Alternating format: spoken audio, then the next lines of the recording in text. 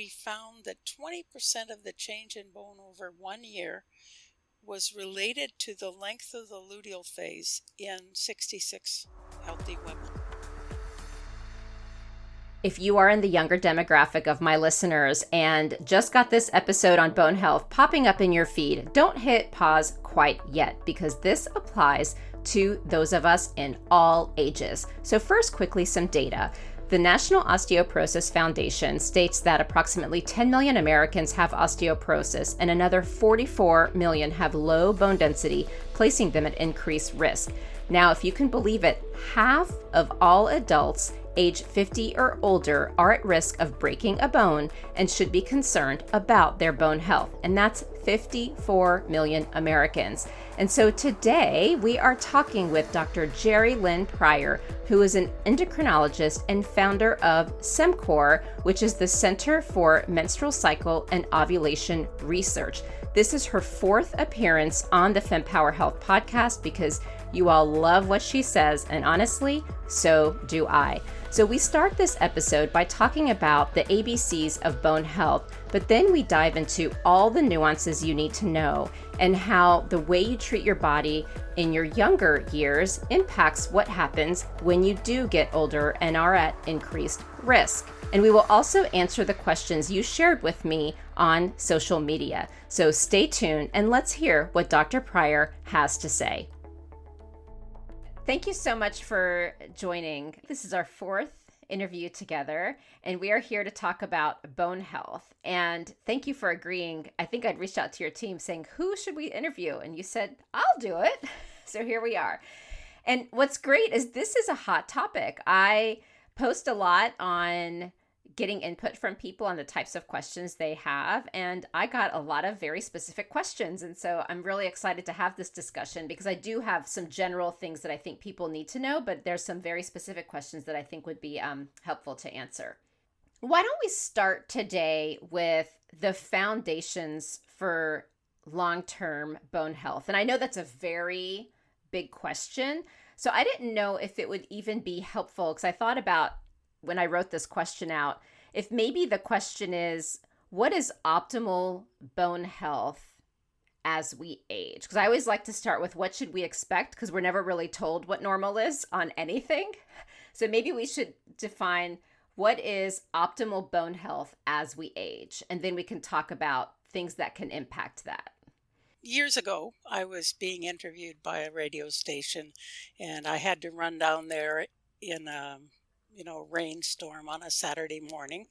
And as I was running, literally, I made up the ABCs of osteoporosis prevention. And I think that's a good starting place for talking about the essentials for bone health. So A for active.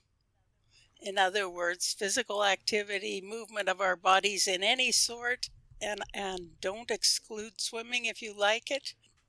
People sometimes say bicycling isn't as good as walking or running, but you're pushing on the pedals and your bum is sitting on the seat, so there's gravity, etc. So whatever activity you like to do, do it for half an hour a day, at least. B is for brawny. Now that doesn't mean, Schwarzenegger or, muscle building kind of thing, but muscle and bone are tightly tied together, as are body weight and bone. Therefore, keeping a steady weight and having a sufficient muscle mass is extremely important for bone.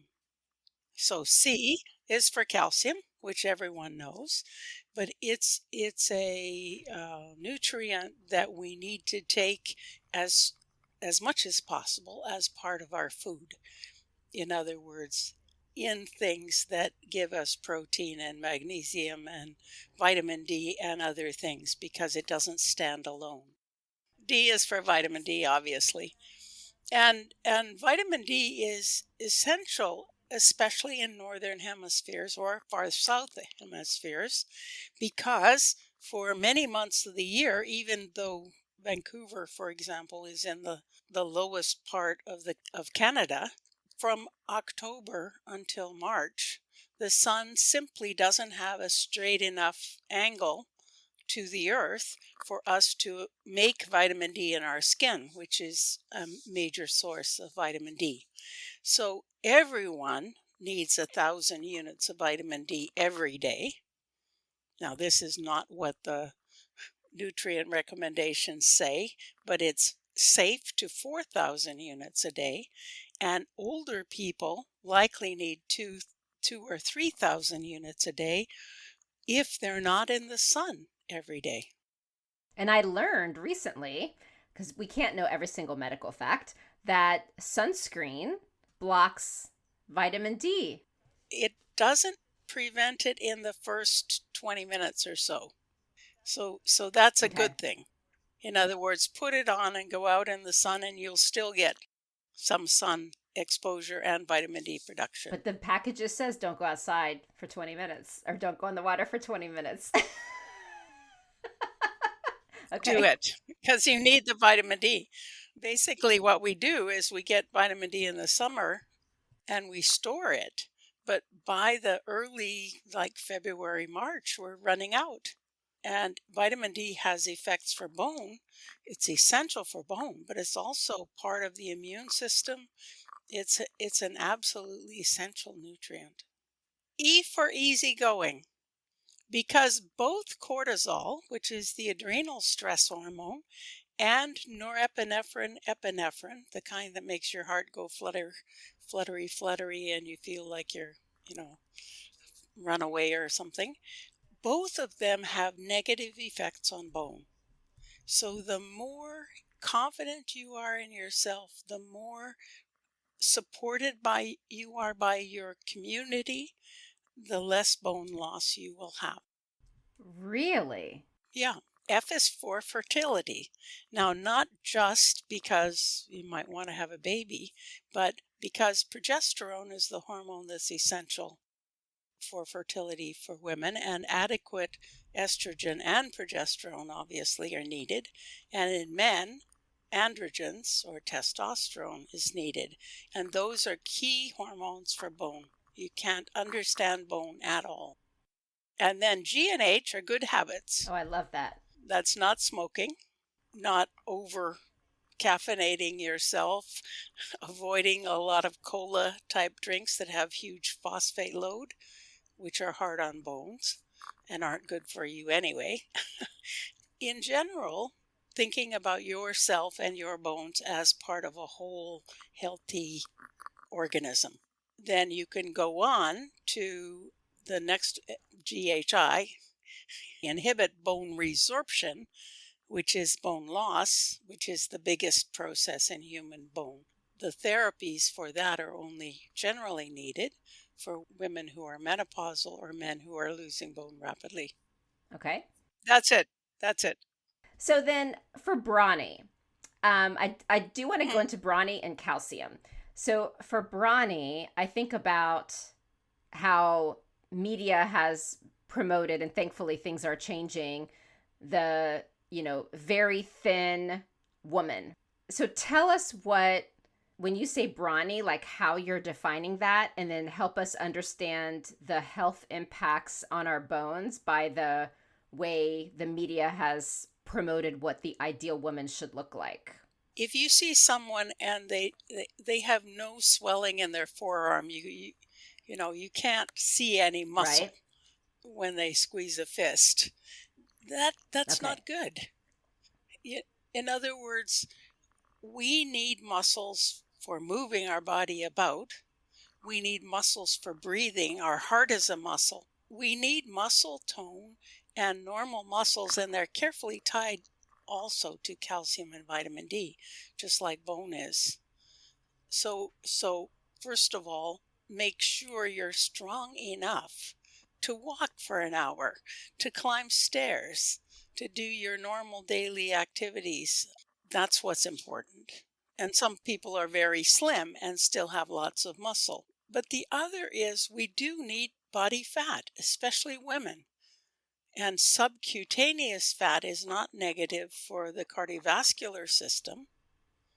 It's what gives us our curves. And so if you lose that subcutaneous fat, you have no reserve for weight loss if you're, exercising more or temporarily can't eat enough. Okay. Because any change in body weight is associated with a change in bone, in particular, any weight loss. So you can be too heavy to be healthy and go on the healthiest kind of weight loss diet. And if you do it too quickly, you're going to be losing bone and you won't be able to put that bone back. It's just not good. So basically, what I would say to my patients when I was seeing patients was don't lose more than a half a pound a week. Because if you lose very, very slowly, then the body doesn't get into, oh, this poor woman is starving. We've got to protect her against, famine. So then is this also why the body, because a lot of people talk about when they get into perimenopause and are postmenopausal, they start to gain weight. Is the body like designed to do that in part to help protect the bone? Yes, I think so. I think so. We don't know precisely how that happens, but if you prevent it, and there was a randomized trial that did prevent it, and their aim was cardiovascular, and they showed profound bone loss. So, in other words, if you gain a little bit of weight, and it's subcutaneous fat weight, which is usually the case in perimenopause, the fat itself can make estrogen, which prevents rapid bone loss because your ovaries are eventually making less estrogen. So onto calcium. I've seen some reports on doses. I don't even know if there's like the type of calcium. I also know there's certain other vitamins and minerals you can take that I've heard cancel out the calcium. So when we talk about calcium, can you tell us like what we need to know to get the right amount to prevent unnecessary bone loss? There's a whole bunch of stuff. It isn't just the calcium in the food, it's the absorption, and that is carefully controlled. And one of the important things that estrogen does is to facilitate the absorption of calcium from our gut. I mean, it's something people don't think about, but it's one of the roles, and it doesn't take very much estrogen to do that improved calcium gut absorption. Most important, I think, is calcium needs to come from food. This idea that we're all going to be popping calcium pills is just silly. If you're someone who likes dairy products, I would have a dairy serving with each meal and one at bedtime. And that's about 300 milligrams in each. A healthy diet has about 300 from other sources. So you have sufficient amount with that. Okay. Just remember, cottage cheese does not have dairy serving amount of calcium in it.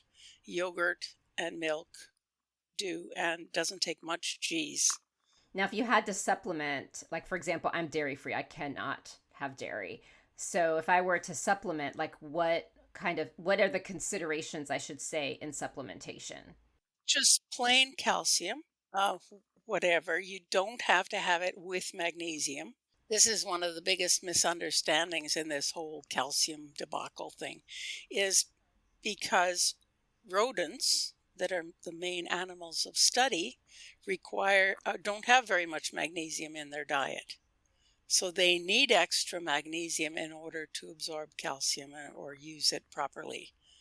But humans have a lot of magnesium in our diets, and we don't need supplements in Got general. it. However, if you get constipated from calcium, then it's a good idea to take it with magnesium because it helps with the bowels. And if you need to supplement, the most valuable time of day to supplement is bedtime.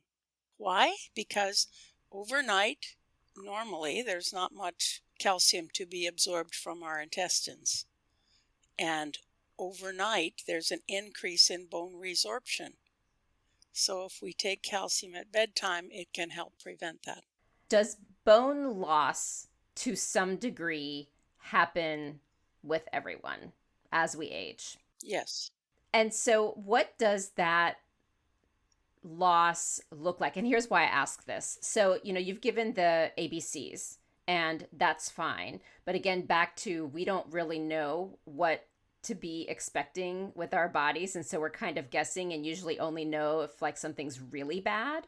And so if someone were to be looking at their body and start to say, oh, something's not right, like what would that be with when it comes to bone loss? Usually you don't know you have bone loss unless you have a fracture. You break something with a minor fall. Should there be ways to be able to proactively measure bone loss, and what would be the need for that? So I think we need to think about a whole life cycle of bone. And here's my view, and the evidence supports this. If we gain to a high peak, and it happens for our hip bones in the late teen years, it happens for the spine a bit later, for both men and women.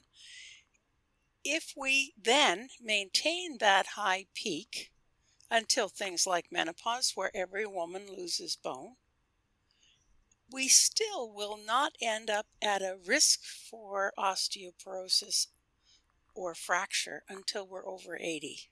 So that's the typical cycle that we should be experiencing, the ideal. That's right. And those people who, without meaning to, have lost a lot of weight, say they were ill or something, those people who are very overweight and have not enough muscle to go with that overweight are at increased risk for fracture. That's something we never realized before. And they typically get different fractures, like of the lower leg, whereas the more common osteoporotic fractures are the wrist. For women is the most common fracture, and for men the most common is rib. Why is that? Not clear, except that rib has very little cortical bone and lots of cancellous or honeycomb-like bone, which resorbs more quickly. So here's a question for you that I hadn't really, just the way you're phrasing it, like something has to happen for the breakage of the bone. And the reason why we'd be concerned that it's osteoporosis is that it happens very easily, correct? That's right. A couple of things here. So one is, what is the best way to reverse, slow down, or stop? For example, you talked about the ABCs, which is a great framework, right? So is it doing more of that? So what can you do? All of the above. Good health in the terminology of the WHO: mental, physical, emotional, socio-cultural good health. Can you reverse it? Not easily, not easily, but I mean, simple things. If your bone is low and you're doing everything else you can to prevent bone loss, improving your balance, improving your muscle strength, especially core strength, that tends to get weaker as we get older. So if you can't sit up easily in bed without using your hands, you need to work on your core strength, for example. Those things can prevent a fracture, which is what we care about. So the bottom line is we want to not break anything. Some studies are indicating that daily collagen supplements can help make your bones denser, slowing the aging process that makes them brittle and helping your body produce new bone. Doesn't sound very logical to me, because if you take collagen, it's a Okay? protein. The body's going to break it down into its bits and pieces and use it as it needs. I want to give you some reassuring evidence. We asked people in the Canadian Multi-Center Osteoporosis Study to do a food frequency questionnaire. In other words, they wrote down what they ate for several days, a weekend day and 2 weekdays. And we put all of the data into a big churn, and it came out being two different kinds of diet Okay. patterns. One is the typical Western type of diet that tends to be calorie dense, and the other was a more healthy diet that tends to be nutrient Okay. dense. Okay? When we did this kind of separation of women's diet and looked at their change in bone, those who had the more healthy, nutrient dense diet, less fat and fried and dessert stuff, lost bone at a much slower rate than did the women with the more Western type typical diet. And those women with the healthy diet also had fewer fractures. So that's how important the whole diet is. This idea of finding out this nutrient, that nutrient, supplementing, stuff is really not the way to go. A Mediterranean healthy diet, lots of fruits and vegetables, lots of variety is the right way to go. In fact, there's evidence that when women are planning on going on a diet, they're already stressed and they start losing before they lose bone before they've even lost weight. So that E for easy going is the thing we always forget. So, what about if someone has osteoporosis? What do they do? I mean, is this going back to the same things we discussed earlier about just doing the ABCs? Because there's a lot of medications out there that are prescription products and things like that. What can someone do? If you have broken a bone without a major fall, that means you have osteoporosis in my book. So I'm less likely to consider someone else having osteoporosis. In fact, I don't, if they have a very low bone density. So the fracture is what counts. So don't ignore a fracture. Don't ignore a wrist fracture, even if you got over it fine, etc. That's telling you you're at risk for a hip fracture or a spine fracture.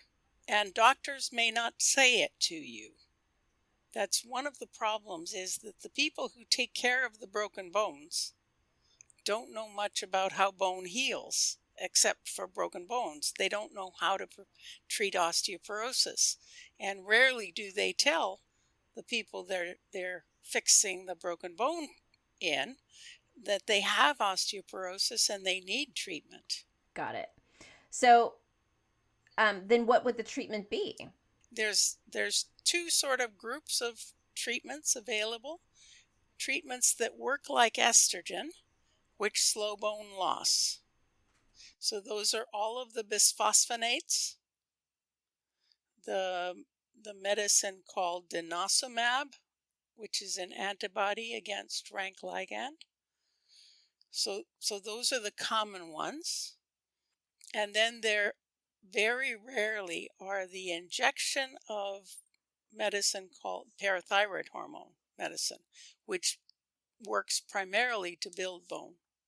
What's important to know, balance is important, and we have to have bone resorption or bone loss because it's one way of getting calcium in emergency, and every cell needs calcium. Okay, so there is a normal bone loss, plus we need to renew our skeleton, take away the old bone and replace it with newer bone. Okay, so bone loss isn't always a bad thing. Okay, but it needs counterbalancing by bone formation. For women, and this is why this is the work I've done all my life, is if you have enough estrogen, which means you're having a regular cycle, you also need enough progesterone, which means you need to ovulate most cycles. And estrogen prevents bone loss, progesterone increases bone formation. So this is something that is still not in the textbooks, but there's absolutely strong data that this is true. For men, their testosterone does both what estrogen does and what progesterone does. It both slows loss and it increases bone formation. If you're thinking about this bone loss or bone loss, bone formation balance, what happens when we take a medicine that slows bone resorption is that it also slows bone formation. And that's not a good thing. So the common osteoporosis medicines eventually result in less bone being formed as well as preventing bone loss. So my thought, and it needs to be tested in a randomized trial, is that if you take one of those anti-resorptive bisphosphonate, usually bone medicines, if you took it with progesterone, you would have a greater benefit than either alone. Interesting. We did a meta-analysis of the very few randomized trials that randomized menopausal women to estrogen alone or estrogen with progestin or progesterone.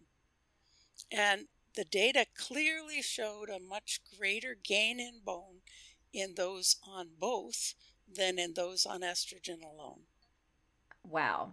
So you're saying that the three different options that you gave as far as medications people can take and progesterone would be ideal, but needs to be studied further. It doesn't make sense to combine PTH, parathyroid hormone, which already works on bone formation, with progesterone because they would work similarly. But the common medicines for osteoporosis work by slowing bone resorption. And it does make sense for women to take that with Got progesterone. it. Okay, that makes sense. And remember that, because we haven't talked much about older women, but progesterone effectively controls hot flushes and it significantly improves sleep. And if you're overweight, it makes you burn more calories a day. I had someone write back and say, "What if you don't want to take the bisphosphonates?" And I guess because of the estrogen. So I know that you listed out a few different options for what women could take. So if it's not the bisphosphonates, they could take one of the other two. It's usually the preference of the doctor and what's newest on the block kind of thing. Yeah, I don't think we have time to go into all the difficulties with each of the medicines that we have. What is important is that most of them should only be taken for 5 years. So you want to optimize the positive benefit of these anti-resorptive medicines while you're taking them, so that when you finish, your risk for fracture is going to be much less than it was when you started. So back to the bisphosphonates question, the other two options could work if someone didn't want to take it. Well, there's downsides with denosumab. When you stop it, you lose bone rapidly, and some women will start fracturing Even if they've been taking it 5 years? whenever you stop it. And estrogen is the same. Dropping estrogen levels are one of the biggest risks for bone loss. And what about the injection? Same thing? Parathyroid Mm-hmm. hormone, no, there isn't rapid bone loss from that, but it involves a shot under the skin for a year or 2 years. And in fact, that one can only be taken for 2 years. So then let me ask you this. Well, first is it's only once you're diagnosed with osteoporosis that you would need any of these, correct? This is not something you would do proactively as like, I turned 80, let me take these, correct? No, that's correct. Okay. But you can diagnose yourself with osteoporosis if you have a broken bone that was a fall from a standing height. If you were diagnosed with osteoporosis, what would you do? I would take probably Okay. bisphosphonate, but I might take an old-fashioned one that doesn't cause heartburn. It's one that never was in the United States at all, called etidronate. So you would take it for 2 weeks out of every 3 months. You can take it in the middle of the night. It's okay with your stomach, so you don't have to miss your breakfast or wait your breakfast while you're taking this pill. And I would take it with progesterone. And I should say that every woman who has or man who has osteoporosis should be on at least 3,000 unit, well, should be on 3,000 units of vitamin D a day. Okay. What would you want us to also discuss related to bone loss that I haven't asked? Because, this is such an important topic, and I do feel like in the general public, it potentially might be oversimplified, and perhaps it's because it's assumed that someone's older, it's just going to happen, kind of like with menopause. Okay, of course, you're just going to get hot flashes, and then everyone just lets it go. And it's like, hold on a minute. There's this whole background Yeah. on how you get there. And so, is it really as straightforward as following the ABCs? And if we do, we should all be in a relatively good place. We want a quick fix, and bone is not a quick fix. You have to understand the pattern of bone across the life cycle.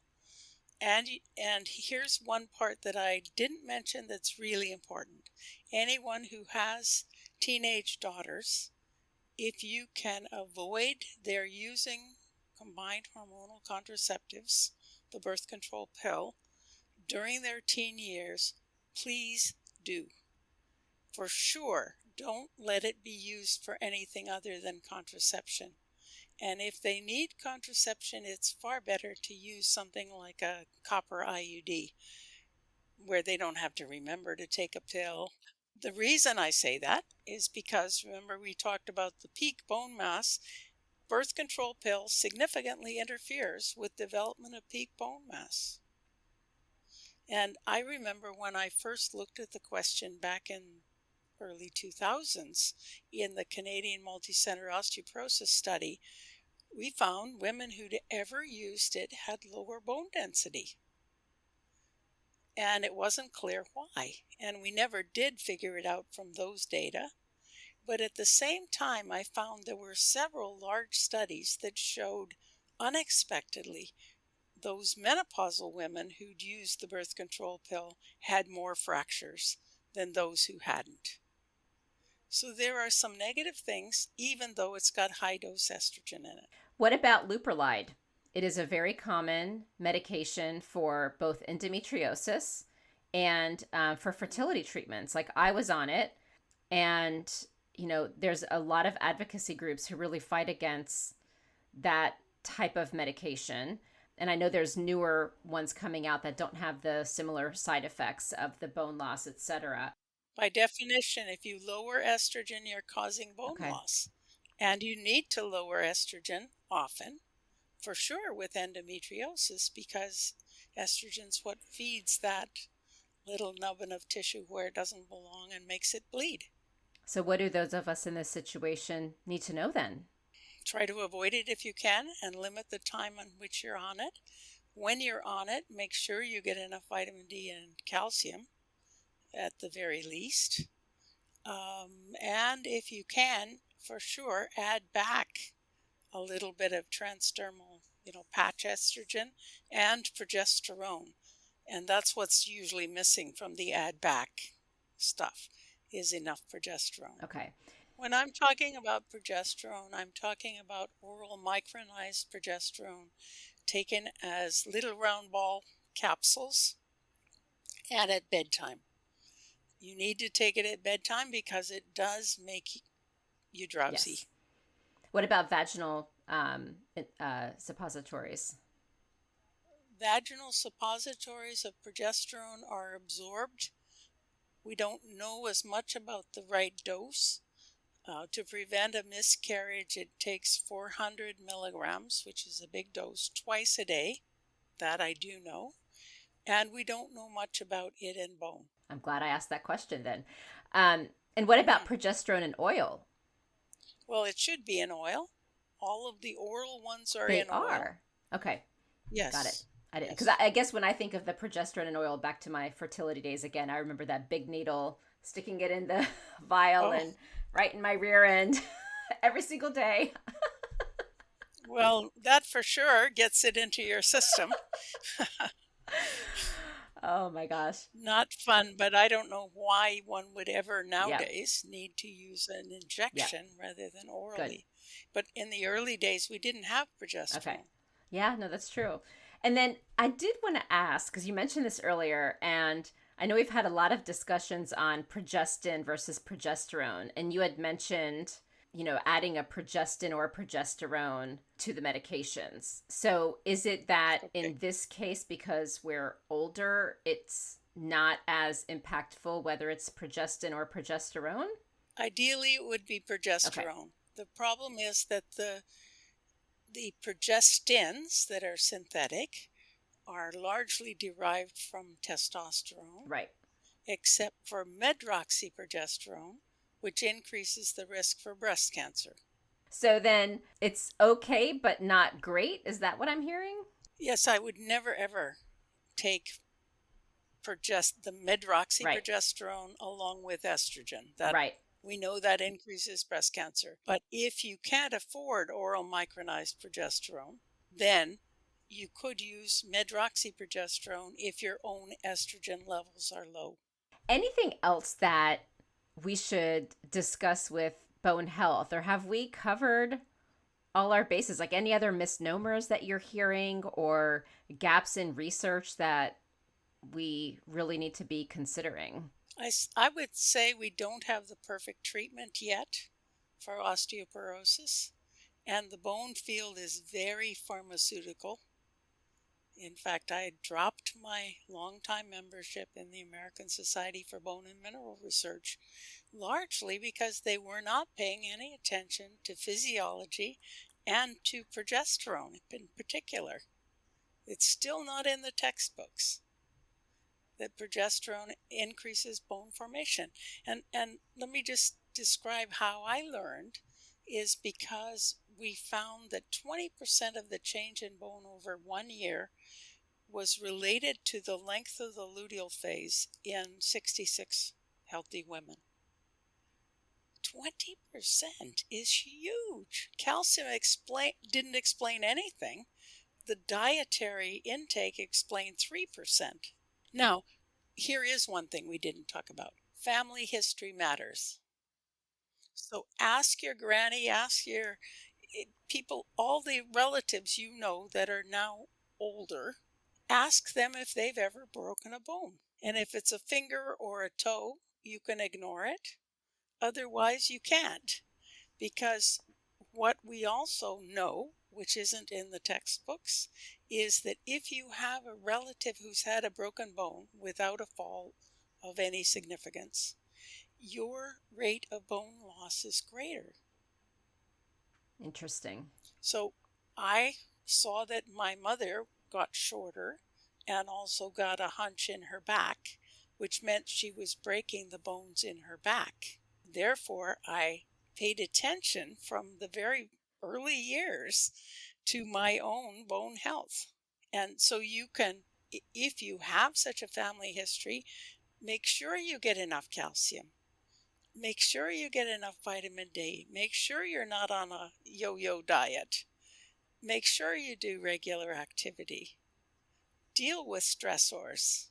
And if you're having trouble with ovulation, take progesterone 14 days each menstrual cycle. So I will have to say, as I'm listening to you, my grandmother's 99. She will be 100 this coming January. She is a rock star. She had 15 kids. At the age of 50, escaped Hungary with her Wow. 14 kids because one had passed when it was born. Cool rock star. And she was actually hit by a car. She would walk to the grocery store. Yeah, very independent. And she would walk to the grocery store.